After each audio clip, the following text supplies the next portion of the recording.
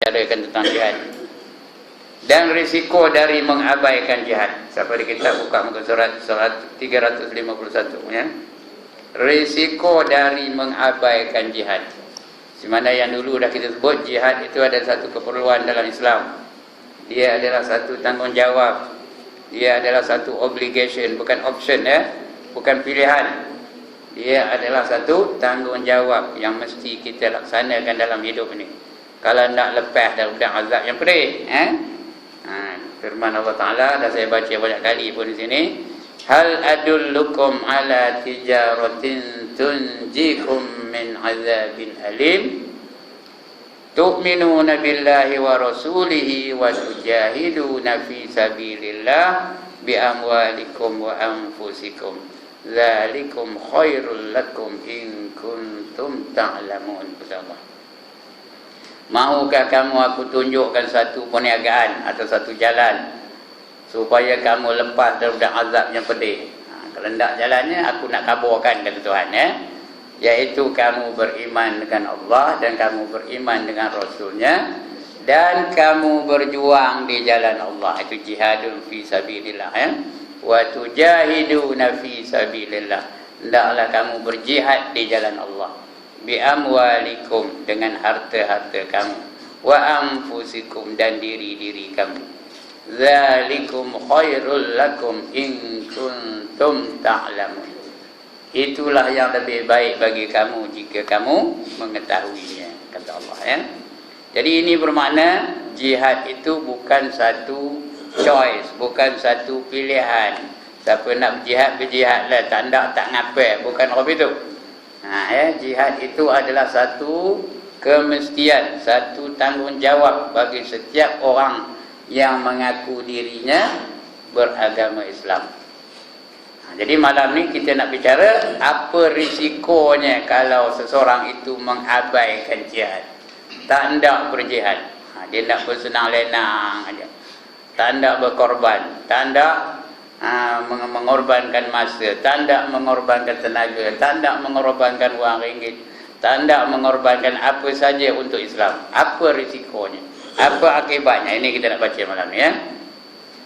Risiko dari mengabaikan jihad, sebagaimana yang telah dijelaskan juga bahawa keistimewaan dakwah dan risalah Muhammadiyah. Risalah Muhammadiyah itu menyampaikan mesej Nabi Muhammad sallallahu alaihi wasallam ya. Ialah jihadnya. Jadi dakwah dan risalah Muhammadiyah itu ialah melalui jihad, melalui pengorbanan, melalui perjuangan. Itu jihad ya. Sehingga tidak boleh dipisahkan antara Islam, dakwah dan jihad. Tiga perkara ni tak boleh dipisahkan. Islam, dakwah dan jihad. Kalau kita mengaku Islam, kita mesti jalankan dakwah. Bila nak berdakwah, mesti kita berjihad, berkorban untuk dakwah itu ya. Jadi Islam ni berkembang melalui dakwah. Itu sebab kita pun hari ini Islam, kerana ada dakwah dari sahabat zaman dulu ya. Datang satu rombongan dari Arab Saudi yang diketuai oleh Syekh Abdul Aziz, datang ke Melaka dan membawa risalah Islam di Melaka dan mendakwah kepada Sultan Melaka pada ketika itu. Namanya apa? Sudah lupa. Ini guru sejarah ngajar ni tahu. Namanya apa? Parameswara. Parameswara masa itu agamanya apa? Hindu. Dia masa itu beragama Hindu. Jadi dia tertarik dengan Islam. Apabila diterangkan Islam tu begini oleh pendakwah pada masa itu yang diketuai oleh Syekh Abdul Aziz, maka dia tertarik dengan Islam dan dia hendak masuk Islam. Maka sebab itu bila raja masuk Islam, rakyat pun semua ngikut jadi Islam. Kalau tidak, kita sekarang ni masih lagi agama apa? Agama Hindu. Kalau agama Hindu kita hari ni tak lah ya. Yang ngajar ni tak ada namanya Ibrahim, apa namanya? Apa namanya agaknya? Govinda Raju. Agaknya lah ya. Mujur lah. Parameswara menerima Islam. Ya.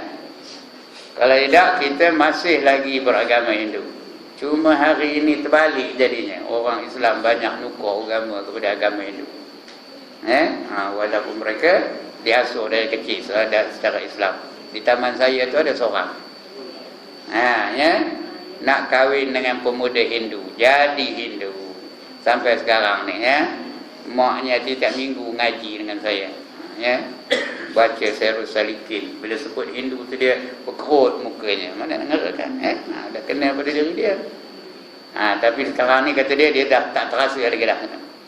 Dah tak terasa lagi kehilangan anaknya tu yang telah menukar agama kepada agama Hindu. Itu dia risikonya, kerana tidak ada dakwah pada jalan itu. Tidak ada dakwah dan risalah Muhammadiyah tidak disampaikan. Jadi nak berdakwah perlu kepada jihad. Sehingga tidak boleh dipisahkan antara Islam, dakwah dan jihad. Maka pengabaian kepada jihad adalah ancaman yang sangat membahayakan umat Islam. Kalau umat Islam berhenti kepada berdakwah, berhenti berjihad, berhenti nak menyebarkan Islam, itu bahaya bagi umat Islam. Bahkan pengabaian itulah sebenarnya menjadi sumber dan punca yang hakiki kepada kelemahan. Bila kita tidak berdakwah, kita tidak berjihad, kita tidak berjuang di jalan Allah, itulah dia punca kelemahan. Bukan saja kelemahan, kerendahan umat Islam, penghinaan kepada umat Islam. Itulah dia sebenar puncanya. Di sisi manusia, lebih-lebih lagi di sisi Allah Subhanahu wa ta'ala. Bila kita hentikan dakwah, hentikan jihad, hentikan berjuang di jalan Allah, maka umat Islam menjadi rendah, menjadi lemah, menjadi hina. Hari ini cuba kita tengok dalam dunia ni, apa agama yang paling hina? Dia tak ada macam surat khabar pun. Apa agama yang paling hina? Islam. Di mana-mana Islam dihina. Kedah. Ada bangkangan. Islam di Afghanistan hina ke mulia? Mulia? Islam di Iraq hina ke mulia? Islam di Palestin hina ke mulia? Islam di India hina ke mulia? Masjid yang tertua dalam Islam di India tu diroboh oleh orang-orang di sana. Diroboh oleh orang Hindu, orang Islam tak boleh buat apa. Tengok aja. Kerana mereka ramai. Kemudian dilindungi oleh tentera-tentera mereka di sana. Jadi tengok ajalah, diroboh dia, dibawa dia bulldozer, dibawa dia kapak, dibawa dia tukul besi besar tu. Habis roboh. Nama masjidnya masjid apa? Babri namanya. Masjid Babri yang tertua. Kita tak boleh buat apa. Mengadu pada OIC, apa kata OIC? OIC katanya. Itu aja yang boleh. Di Kashmir umat Islam sedang dihina. Lagi di mana? Di Burma sekarang ni dipanggil Myanmar. Orang-orang Rohingya itu dibunuh beramai-ramai. Bukan seorang berdua tau, satu kampung dibunuh dia mah. 400-500 orang tersusun aja mayat tu letak dia di tepi sungai. Kita boleh tengok gambar ni pun ada dalam internet lah. Ni tak ada keluar dalam berita harian, tak keluar. Begitulah je kita ni dihina di mana-mana. Sebab Allah janjikan kehinaan. Duribat alaihimuz zillatu aynama suqifu illa bihablim minallah wa hablim minan nas, kata Allah. Akan ditimpa kehinaan di mana sahaja mereka itu berada. Mereka itu orang Islam lah, termasuk kita lah. Kecuali mereka menghubungkan diri mereka dengan Allah dan menghubungkan diri mereka dengan sesama manusia. Kita hari ini hubungan dengan Allah pun kita abaikan, lebih-lebih lagi hubungan dengan manusia pun kita abaikan. Sebab itu kita sekarang menghadapi kehidupan yang hina. Di mana-mana pun kita dihina oleh Allah Ta'ala. Yang kedua, kerana kita amalkan Islam secara suku-suku, secara juzuk-juzuk tertentu saja. Yang ini buat, yang ini tinggalkan, yang ini kita perjuangkan, yang ini kita menentang. Jadi Allah janjikan kehinaan juga ya. Afatu'minuna bi ba'dil kitabi wa takfuruna bi ba'd. Ayat Quran saya baca ni ya. Afatu'minuna bi ba'dil kitabi wa takfuruna bi ba'd. Fama jazaa'u man yaf'alu dzalika minkum illa khizyun fil hayatid dunya wa yaumal qiyamati yuraddun ila asyaddil azab wa ma Allahu bighafilin amma ta'malun, kata Allah ya dalam suratul Baqarah aja ayat 85 ke begitu lebih kurang saya tak ingat dah. Ya, apakah kamu beriman dengan setengah kitab dan kamu kufur kepada setengah yang lain? Apakah kamu habis itu setengah buat, setengah tinggalkan, setengah terima, setengah tolak, setengah kamu perjuangkan, setengah kamu menentang? Kamu habis itu ke, kata Tuhan. Ya. Fama jazaa'u man yaf'alu dzalika minkum. Tidak ada balasan bagi mereka-mereka yang berbuat demikian illa melainkan khizyun fil hayatid dunya. Hina dalam kehidupan di dunia. Itu janji Allah tu ya. Wa yaumal qiyamah, dan pada hari kiamat nanti yuradduna ila asyaddil azab, mereka akan dikembalikan kepada azab yang pedih. Wa mallahu bighafilin amma ta'malun, dan Allah tak pernah alpa dengan apa yang kamu buat di dunia ini dulu. Ya semua Allah nampak aja apa yang kita buat, tahu aja apa yang kita buat, dengar aja apa yang kita cakapkan. Semua Allah tahu. Dan Allah tak pernah alpa, tak pernah dia lalai. Everything we do in this world will be accounted for. Baik dibalas baik, jahat dibalas jahat. Sebab itu sekarang ni kita hina di mana-mana. Kerana Allah sudah janjikan kehinaan. Kenapa? Kerana kita dah meninggalkan jihad. Ya, kita dah banyak mengikut syaitan dan mengikut hawa nafsu kita. Buat kerja yang sia-sia, yang tak ada manfaat dunia dan akhirat. Maka dengan itu kita sedang dihina sekarang ni. Ya. Tukar saya ngabur ni, Tuhan ngabur ni menyolak mati nama saya. Tuhan yang ngabur dalam Quran ya. Baik. Bahkan pengabaian itulah sebenarnya menjadi sumber dan punca yang hakiki kepada kelemahan, kerendahan umat Islam di sisi manusia. Di sisi manusia pun kita ni lemah ya. Lebih-lebih lagi di sisi Allah. Inilah hakikat yang sebenar-benarnya disedari oleh Khalifah Abu Bakar radhiyallahu anhu.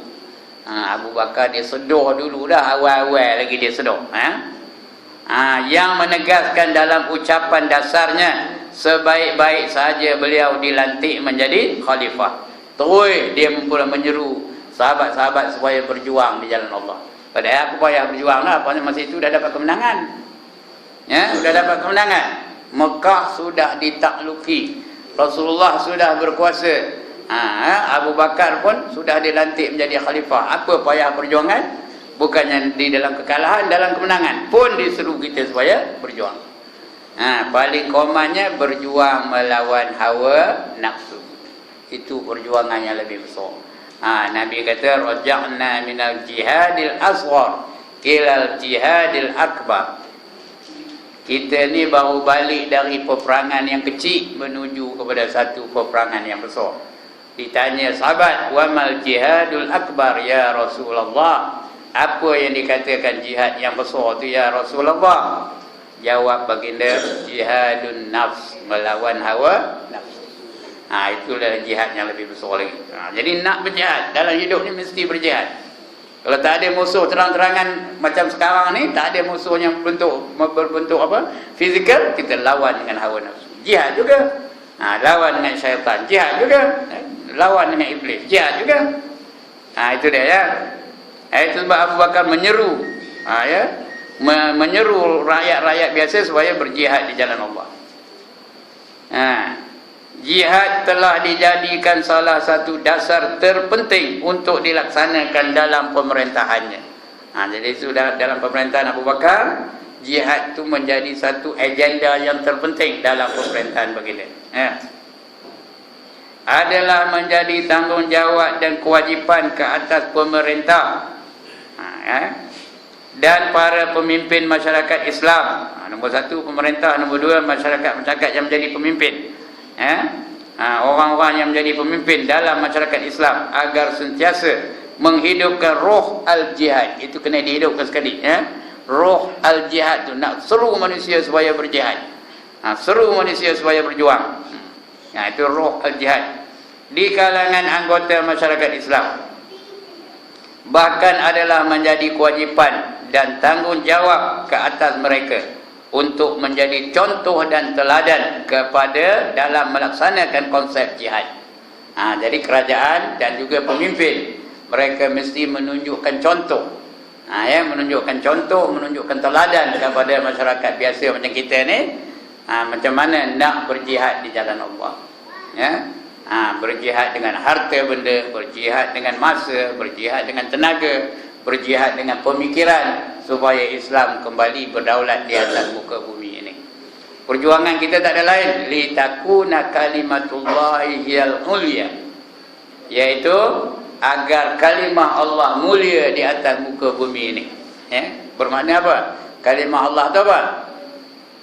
Hukum hakam Allah. Hukum hakam Allah ada 5 aja. Ada wajib, ada haram, ada sunat, ada makruh, ada harus. Kelima-lima ini mesti kita murtabatkan dalam kehidupan kita. Yang wajib semua orang buat. Yang haram semua orang tinggalkan. Jangan ada seorang buat, seorang ini, kumpulan ini buat, kumpulan ini tak buat. Tak ada, kita mau selaras. Yang wajib semua orang buat. Semayang wajib, jangan ada orang yang tinggal semayang. Puasa bulan Ramadan wajib, jangan ada orang yang ponteng puasa bulan Ramadan. Zakat wajib, jangan malas keluar zakat bila sampai waktunya, bila cukup haul dan nisabnya. Sekurang-kurangnya fitrah wajib, mesti dikeluarkan fitrah. Itu yang wajib. Yang haram jangan dibuat. Berzina haram, jangan berbuat. Lagi? Apa lagi? Berjudi haram, jangan berjudi. Minum arak haram, jangan minum arak. Rasuah haram, jangan rasuah dan sebagainya. Biar semua orang, bila semua orang melaksanakan, barulah mulia Islam di atas muka bumi ini. Yang sunat bukan semua buat sebanyak-banyak yang mampu. Itu yang sunat, buat sebanyak-banyak yang mampu. Kerana sunat itu artinya apa? Dibuat dapat pahala, ditinggalkan tidak berdosa. Kedudukannya elok buat, bukan mesti buat, elok buat. Yang makruh, apa kata makruh? Bila dibuat tidak berdosa, bila ditinggalkan dapat pahala. Kedudukannya elok ditinggalkan. Benda yang makruh-makruh tu jangan dibuat, elok ditinggalkan. Yang harus buat. Tepuk dada tanya selera. Suka buat, tak nak buat, tak payah buat. Itu yang harus. Tapi bila dilaksanakan, dia jadi ibadah. Jadikan dia itu sebagai ibadah. Makan tu harus. Bukan wajib. Kalau wajib makan semua berdosa kejap ni tak makan. Bukan pula haram. Bila haram, bila makan je haram. Bila makan je haram. Jadi hukumnya harus. Tapi bila kita makan, ikut adab-adab nak makan, dapat pahala. Sebelum makan baca doa, gunakan tangan kanan, jangan makan berdiri dan seterusnya. Ada pahala. Makan tu asalnya harus, tapi dia jadi ibadah. Begitu juga buang air. Tahu buang air? Tu harus saja. Kalau tidak sebuah berdosa kejap ni. Saya pun berdosa. Tak ada nak kerja situ aja, ada duduk aja. Nampak keluar. Kata berdosa lah. Jadi bukan wajib, bukan pula haram. Tapi bila kita laksanakan, ikut adab-adabnya. Nak masuk tanda tu, kaki mana dulu, kanan ke kiri? Kiri dulu, dapat pahala. Kemudian tutup kepala tu. Nak masuk tanda tu tutup kepala tu.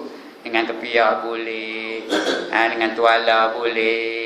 Lagi dengan apa? Dengan kain boleh, dengan kain basah boleh. Tutup kepala tu. Tak ada apa benda nak tutup, ambil cebok tu, tutup kepala tu, masuk dalam tanda. Dapat pahala tu. Bila kita laksanakan. Begitulah yang lain-lain yang harus jadikan ibadah kepada Allah Subhanahu wa ta'ala. Begitulah yang wajib buat semua, yang haram tinggalkan semua, yang sunat buat seboleh-bolehnya, yang makruh tinggalkan seboleh-bolehnya, dan yang harus jadikan ibadah kepada Allah. Inilah perjuangan kita. Kita kena tunjukkan contoh lah. Kita contoh kepada anak-anak kita, contoh kepada saudara kita. Macam saya bagi contoh kepada murid-murid saya. Tuan-tuan bagi contoh kepada orang lain. Kalau semua orang buat, itu dakwah itu. Menunjukkan contoh yang terbaik. Itu dia. Adalah menjadi tanggungjawab tadi untuk menyebarkan ruhul jihad, ruh al-jihad itu tadi di kalangan anggota masyarakat. Sebagaimana Islam tidak boleh dipisahkan dari dakwah dan dakwah tidak boleh dipisahkan dari jihad. Itu 3 serangkai dia. Islam, dakwah, jihad. 3 serangkai itu tak boleh dipisahkan. Macam lagu dan irama, mana boleh dipisahkan? Boleh kan? Boleh ke dipisahkan lagu dan irama? Andai dipisah lagu dan irama. Sambung. Apa sebab? Apa jawabannya? Ya Allah, tak tahu dia meh. Andai dipisah lagu dan irama. Apa jawabannya? Ya Allah, dia tak pernah dengar pun. Lemah tiada berjiwa hampa. Ini Piramli ni ya. Tak boleh dipisahkan. Begitulah juga Islam, dakwah dan jihad. Tak boleh dipisahkan. Begitulah juga jihad tidak boleh dipisahkan dari ciri-cirinya yang terpenting.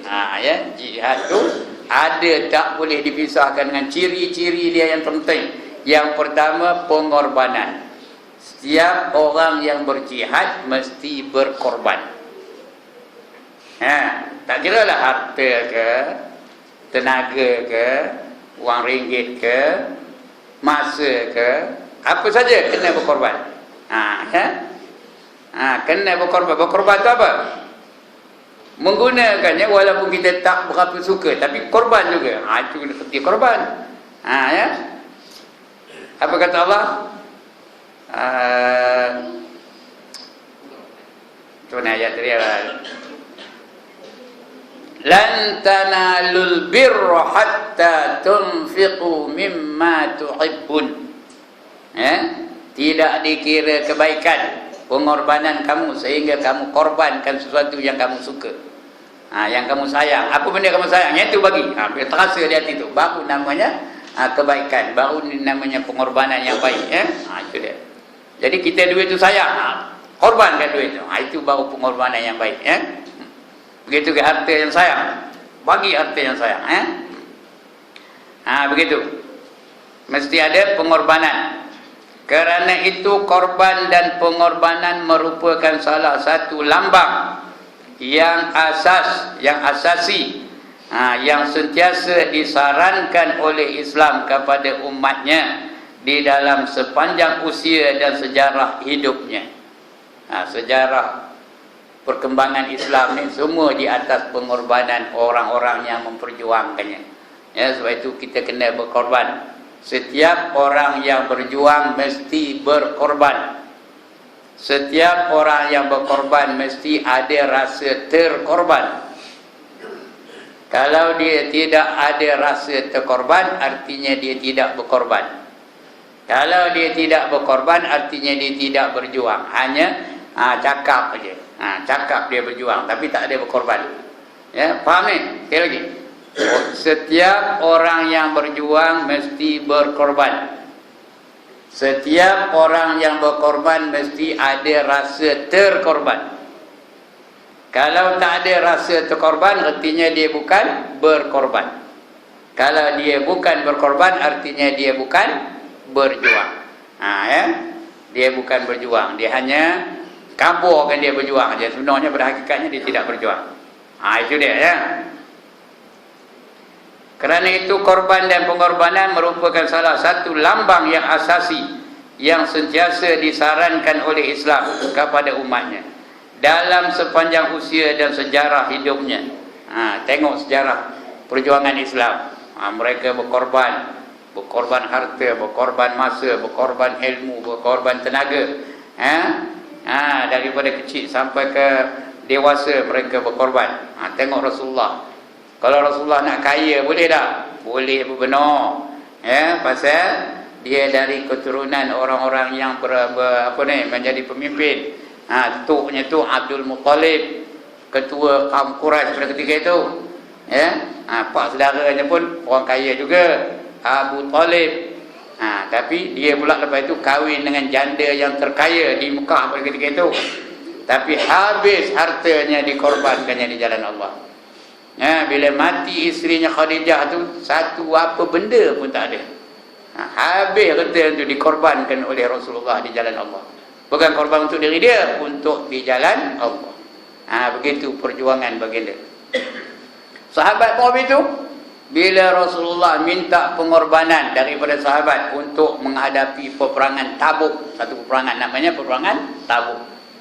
Ya, sahabat pun terus berkorban. Osman mengorbankan 1/3 daripada hartanya. 1/3. Kalau ada dia RM900, RM300 dikorbankannya. Itu 1/3 ya. Omar mengorbankan separuh dari hartanya. Separuh dari hartanya dikorbankannya untuk perjuangan di peperangan Tabuk. Abu Bakar lagi hebat. Berapa peratus dikorbankannya? 100% hartanya dikorbankannya di jalan Allah. Bila ditanya Abu Bakar, apa yang tinggal padamu lagi wahai Abu Bakar? Apa jawab Abu Bakar? Memadailah Allah dan Rasul bagiku, katanya. Cukuplah Allah dan Rasul itu bagiku. Itu sahabat dengan pengorbanan mereka. Kita tak tahulah ya, mana apa kita mengorban, tak tahu dah. Ya, tempat ini tak ada tabung jalan. Kalau tahu tabung jalan, nampaklah macam mana apa dia berkorban ya. Surau ni tak ada tabung jalan ya, ada? Tak ada ya? Itu tak nampak. Keledak nampaklah jauh tu. Nyeluk poket tu malu apa nak bagi RM50 hari ni katanya. Udah dekat tu. Apa tak? Udah dekat tu. Dia pun masuk, nyok masuk balik RM50. Aku nak bagi RM10 lagi, 10 banyak menok kata. Dekat lagi, lekat-lekat, tuk masuk balik RM10, keluar RM5. Keluar RM5. Lu dekat-dekat tu, tuk masuk RM5. Keluar 5 kupang. Plum 5 kupang. Udah lepas tu nyesal pula, kalau sebelah ni 2 kupang je. Itu bukan sini. Mana ini? Ini muncul tak ada ni.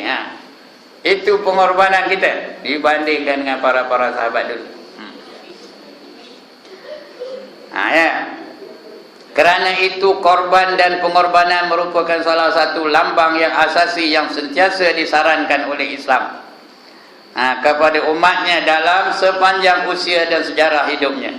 Dengan ini amat jelas kedudukan hubungan antara Islam, salam dan tadhiyah. Tadhiyah ni pengorbanan ya. Tadhiyah, Islam sebagai jalan atau wasilah, dan salam ialah matlamat. Salam tu selamat ya. Nak umat selamat, rakyat selamat, ekonomi selamat, itu salam. Itu nama Islam. Kita Islam ni nak selamat ya. Atau royah tu cita-cita ya, royah tu selamat itu ya. Dan Islam untuk sampai kepada salam perlulah kepada tadhiyah, iaitu pengorbanan. Hendakkan dia selamat mesti ada pengorbanan. Tak ada tadhiyah ataupun pengorbanan. Pengorbanan itu sendiri adalah esensi. Esensi itu juga cakap Belanda ya. Cakap orang putihnya essential. Itu cakap orang putihnya. Cakap Melayunya, perkara yang sangat penting. Dia tak kerti orang putih ke? It is very essential for the promotion of Islam. Nak mengajar orang putih malam naga ya. Itu esensi ya. Mana ke dia? Sudah hilang esensinya. Adalah esensi dari kandungan Islam. Tidak ada suatu dari suruhan atau tegahan, seterusnya tidak ada suatu galakan dan gesaan kepada yang disuruh atau menjauhkan dari yang ditegah di dalam Islam yang tidak mengandungi pengorbanan. Apa saja ya, yang wajib tu kena dikorbankan, kena pengorbanan. Yang haram pun kena pengorbanan. Yang sunat pun kena pengorbanan. Yang makruh pun kena pengorbanan. Nak ada korban di situ, nak ada pengorbanan di situ. Ya. Tuan-tuan datang ngaji ni hukumnya wajib. Wajib tu kena korban lah keselesaan duduk di rumah. Kalau di rumah boleh barin. Ngaji ni takkan nak barin. Kalau barin segan kalau tengok dia orang. Korbankan rasa nak barin tu. Ya. Duduk pun untuk nak bersila, bukan boleh melunjuk. Rasa-rasa nak melunjuk kan? Rasa-rasa nak melunjuk tu, tapi korban kalau rasa nak melunjuk tu. Itu benda wajib. Rasa-rasa nak melunjuk, rasa-rasa nak baring lepas tu. Tapi sekian tak ustaz dah ada depan. Sekarang apa pula kata demam ya? Jadi korban rasa nak melunjuk, rasa lenguh, rasa nak balik tu korban. Itu yang wajib. Yang haram lagi nak dikorbankan, ya. Padahal yang haram tu banyak benda-benda haram ya. Berzina tu haram, nak dikorban kalau walaupun ada kesempatan untuk berzina diharamkan. Dia benda tu haram. Jadi kita berkorban, tak nak ya. Apa saja benda yang haram, tak nak berkorban. Begitu juga yang sunat. Ya, nak buat yang sunat tu kena korban lah masa, kena korban lah tenaga dan sebagainya. Bukan senang nak sembahyang tahajud, tapi korban lah. Korban ngantuk-ngantuk tu bangun juga tahajud. Bukan senang nak apa? Apa namanya? Nak buat yang sunat lah, nak puasa sunat bukan senang. Korban kalau keselesaan supaya kita dapat puasa sunat. Cuma tuan-tuan esok jangan puasa ya. Dalam 15 Ramadan, 15 Syaban makruh puasa. Kalau saja-saja nak puasa lepas 15 Syaban lah, hukumnya makruh ya. Kecuali orang yang memang dia puasanya Isnin Khamis, itu tak apa. Ataupun dia puasa Nabi Daud, ya, selang sehari, itu tak apa. Lepas 15 Syaban pun tak apa. Tapi kalau saja nak nunjuk alim maksudnya lepas 15 Syaban baru nak puasa. Sebelum itu tak siuk. Makruh hukumnya. Ya.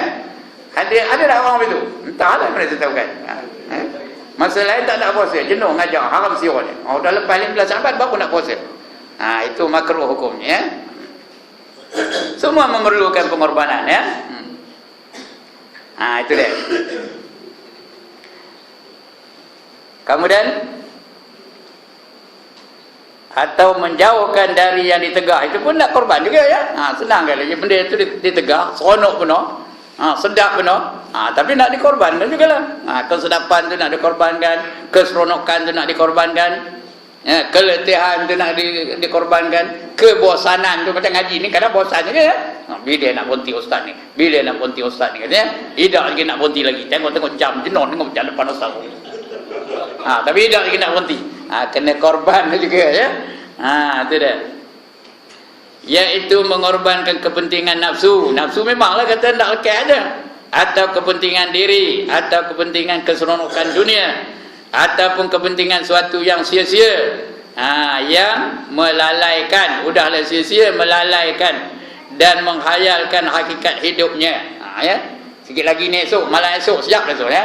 Ada tak benda yang sia-sia malam esok? Ada tak yang sia-sia malam esok? Ada tak orang bangkit tengah malam esok? Nak tengok benda yang sia-sia. Dia dapat apa?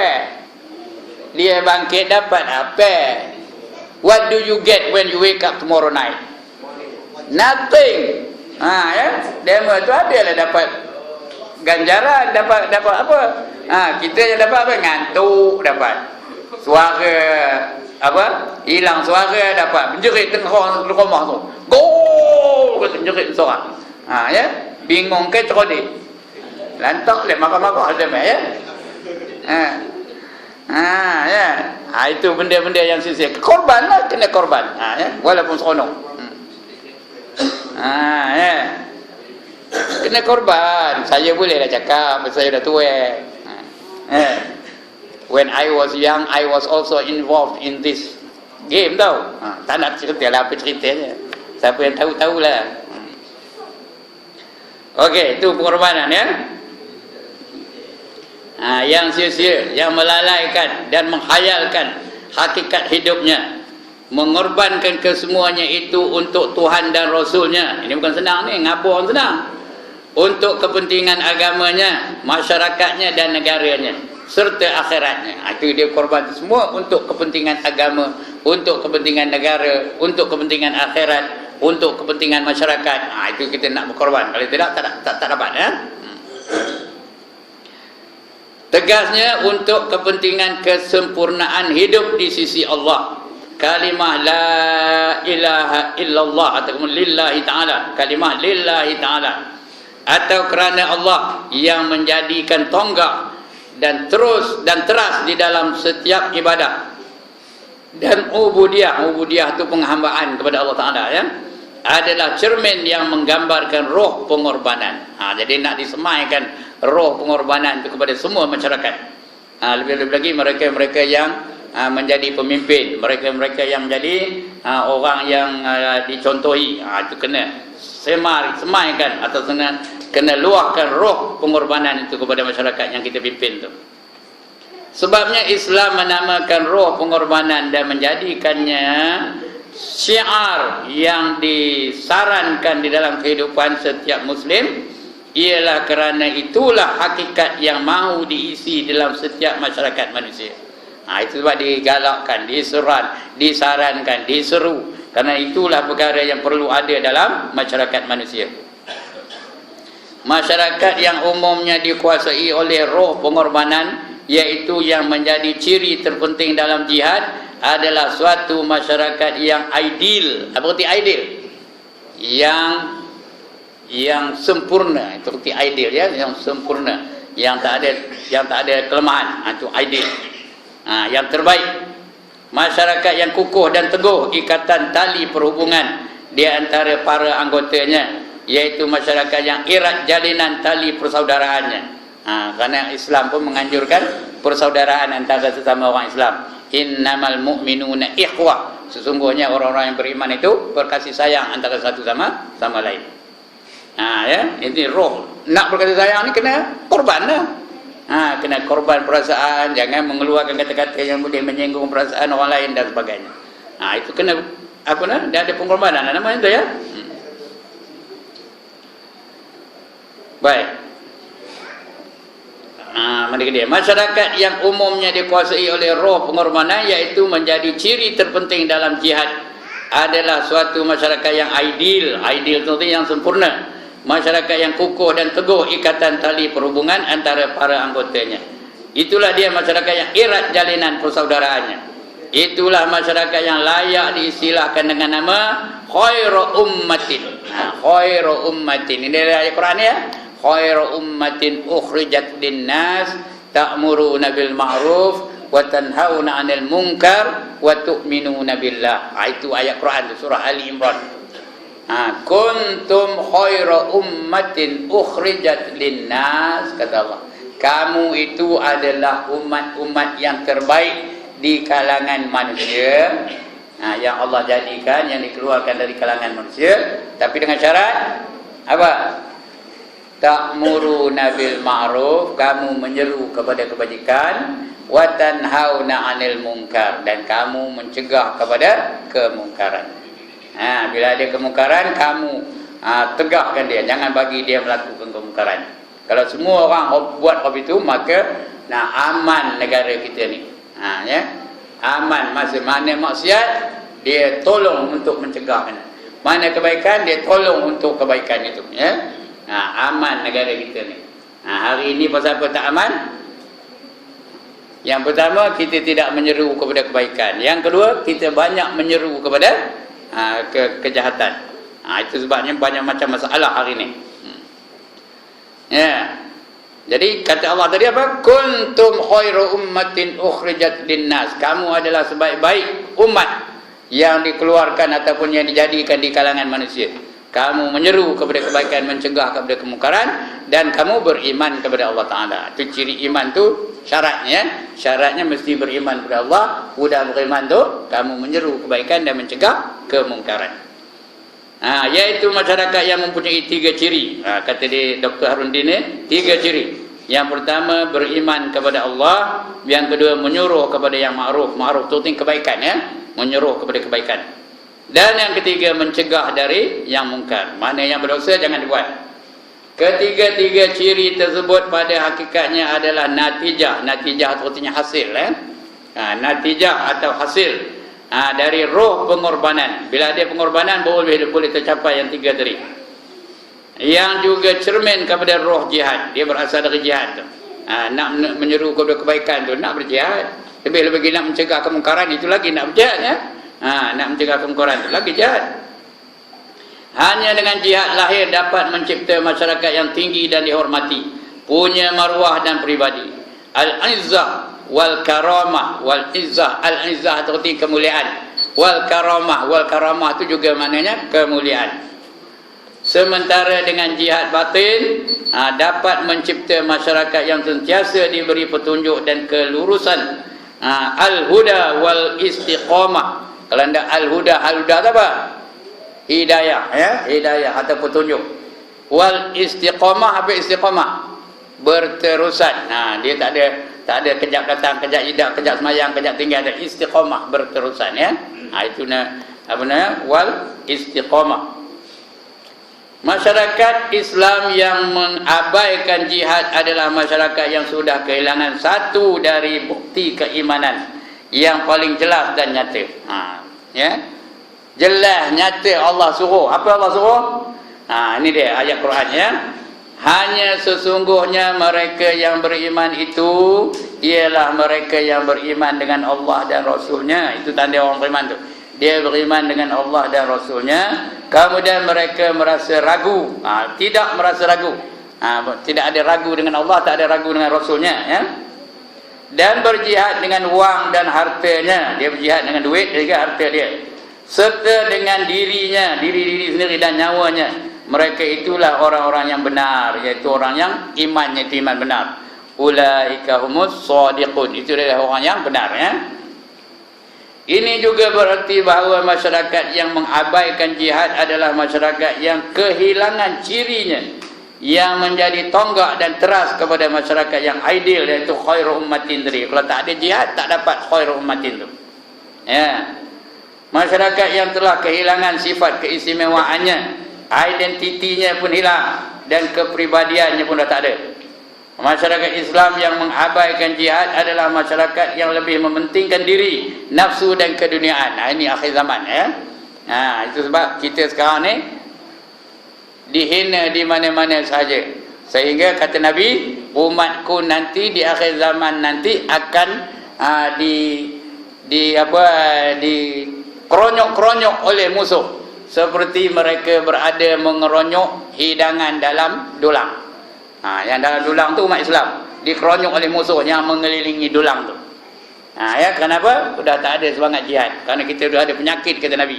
Ada satu penyakit di kalangan umat Islam namanya al-wahnu. Wa mal wahnu ya Rasulullah? Tanya dia sahabat kepada Nabi. Ya, apa jawab Nabi?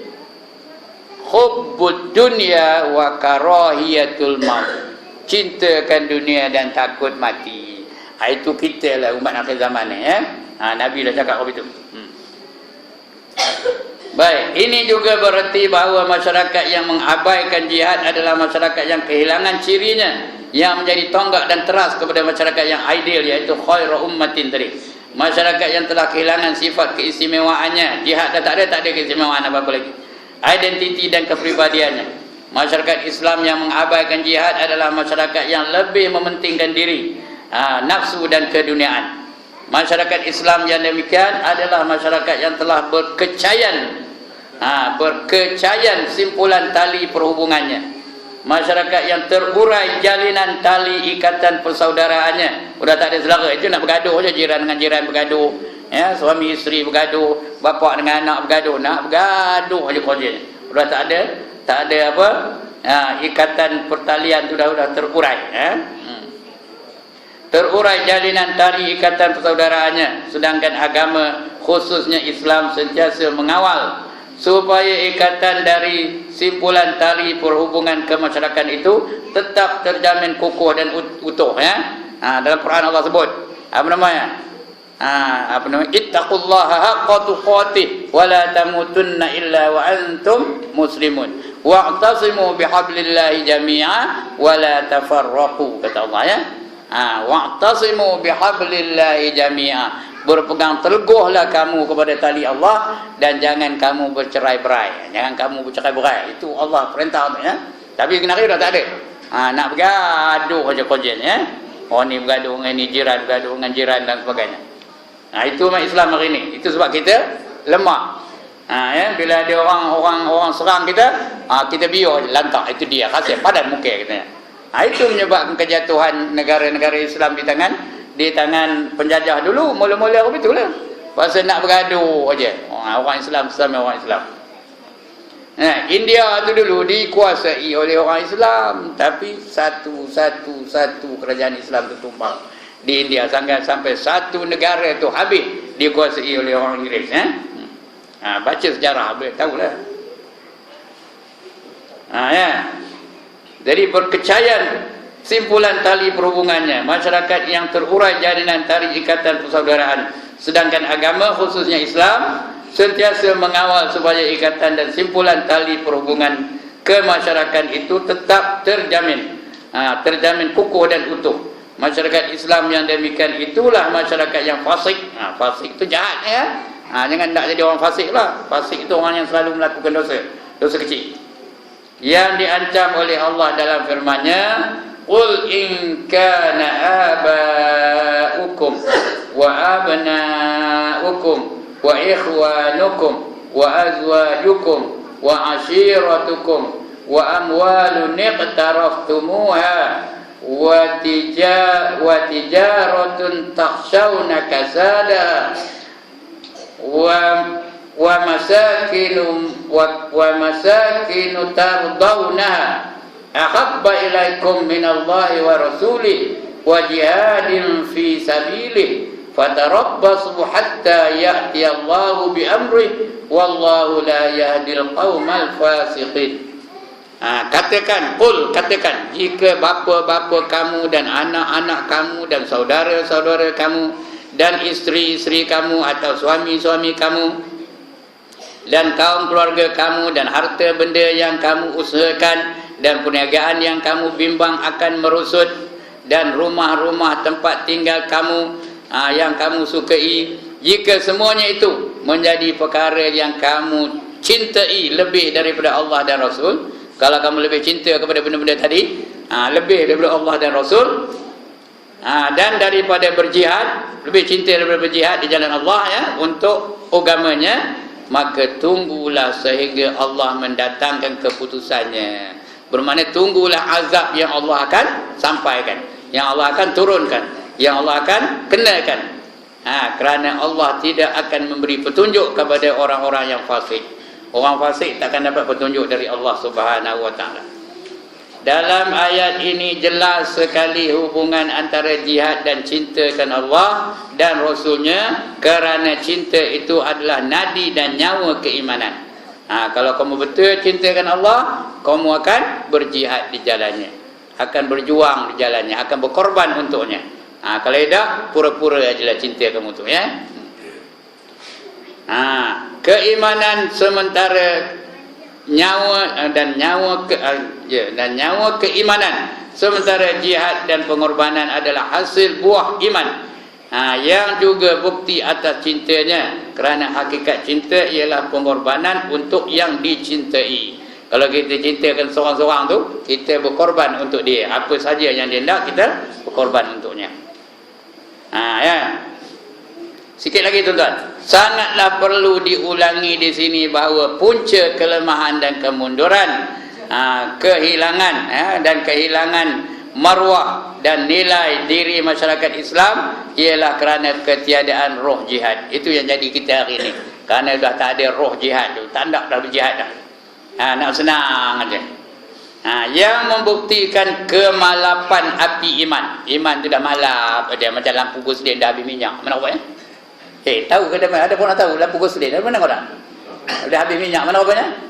Lutlap punya. Dia dah habis minyak. Dia minta tahu gosling ni gosling tahu apa benda? Gas lamp. Ya, cakap orang putihnya gas lamp, tapi orang Melayu kata gosling. Nak masak ni macam mana? Nak masak macam mana? Pam dulu, pam minyak ya. Itu dia. Dia kejap nyala, kejap pul. Dia nak habis minyak tu lutlap.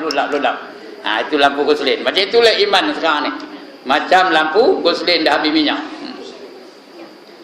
Ya. Itu api iman. Atau ketandusan bumi hatinya dari siraman baja iman. Dah tak ada baja. Pokok kalau tak ada baja macam mana? Kurang kering aja lah. Mati tak lagi tapi kurang kering kuning aja daunnya. Itu tak baja. Iman tu itulah. Seterusnya kelemahan gelora cinta kepada Allah. Pada pembalasannya, pada keredaannya, keampunan dan rahmatnya. Tak ada lagi dah ya, kalau iman dah tak ada. Itulah kelemahan ya. Usaha yang paling besar, bahkan yang paling berat dan sulit, tetapi paling kudus seperti paling suci ya, paling kudus dan luhur demi untuk mengembalikan kedudukan umat Islam seperti yang dijanjikan, ialah menghidupkan bumi hati umat Islam dengan roh iman. Kita kena kembalikan roh iman tu ya. Mengisi jiwa dan hati umat Islam dengan hakikat cinta kepada Allah dan Rasulnya. Yang ini kena sarankan setiap hari, supaya kita cintakan Rasul, cintakan Allah, cintakan Rasul. Itu aja ya. Dengan roh iman, demi supaya menghasilkan jihad dan pengorbanan yang sememangnya tidak terpisah dari iman dan Islam. Iman dan Islam tidak terpisah dengan apa? Jihad dan pengorbanan. Ya. Kalau kita berjuang, apa dapat? Allah janjikan sesuatu yang hebat ya. Kalau kita berjuang betul-betul. Dalam ayat tadi Allah kata apa? Bila dah kamu tu'minuna billahi wa rasulihi wa tujahiduna fi sabilillah bi amwalikum wa anfusikum zalikum khairul lakum in kuntum ta'lamun. Yaghfir lakum dzunubakum, dijanjikan apa? Keampunan dosa-dosa kamu. Yaghfir lakum dzunubakum wa yudkhilkum jannatin tajri min tahtihal anhar, dimasukkan kamu ke dalam syurga yang mengalir di bawahnya beberapa sungai. Itu ganjaran bagi mereka yang berjihad di jalan Allah. Jadi ganjaran itu lepas raya kita baca ya. Wallahu a'lam, cukup ganjaran itu lepas raya. Ini seruan saja, suruh kita berjihad, suruh kita hidupkan roh Islam, roh jihad, roh pengorbanan, cintakan Allah dan cintakan Rasul. Itu mesej malam ni. Jadi apa dapat lepas itu? Nantilah lepas raya tu, kalau panjang umur. Kalau padam, habislah, cari orang lain tu. Cari orang lain. Ya. Sebab saya bukan mula kitab ni pun. Kitab ni yang mulakan siapa? Ustaz Sulaiman Mantap. Panggil dia balik, suruh habiskan. Baik, sekian dulu tuan-tuan. Jadi oleh kerana ada permintaan lepas ini, jangan balik dulu ya. Ada permintaan supaya kita membaca doa. Sebelum itu kita tahlil dulu ya. Mudah-mudahan hajat saudara kita ni tadi dikabulkan oleh Allah Subhanahu wa taala.